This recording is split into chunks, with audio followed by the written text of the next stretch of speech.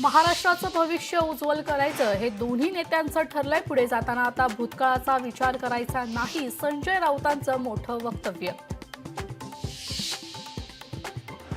ठाकरे बंधू एकत्र आल्यास कायमचं शेतात जाऊ, संघाच्या शाखेत जाऊ अशी काहींना भीती, संजय राऊतांचा शिंदे फडणवीसांना खोचक टोला। राज ठाकरेंनी मत व्यक्त केल्यावर इतरांना बोलायची गरज नाही, संजय राऊतांचा संदीप देशपांडेंवर निशाणा।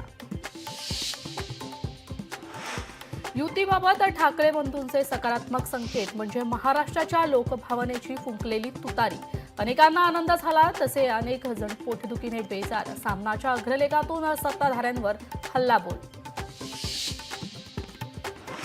पुण्यातील ईश्वरी भिसे मृत्यू प्रकरणी सरकार प्रत्येक अहवालानुसार कारवाई करणार, सूत्रांची माहिती। डॉक्टर कैसास आणि दीनानाथ मंगेशकर रुग्णालयावर कारवाईची टांगती तलवार।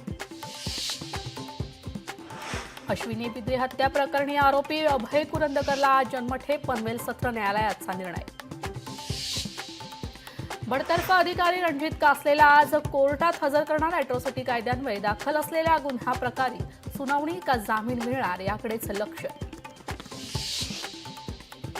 महाराष्ट्रावर पाणी टंचाईचे महासंकट, गावखेड्यांमध्ये पिण्याच्या पाण्याची तीव्र टंचाई। 358 गावं आणि 1026 वाड्या वस्त्यांना टँकर्सद्वारे पाणी पुरवठा। राज्यात उष्णतेचा पारा 40शी पार, विदर्भ मराठवाड्यातील काही जिल्ह्यांना उष्णतेच्या लाटेचा इशारा। वाढत्या तापमानामुळे नागरिकांना घराबाहेर पडणं कठीण।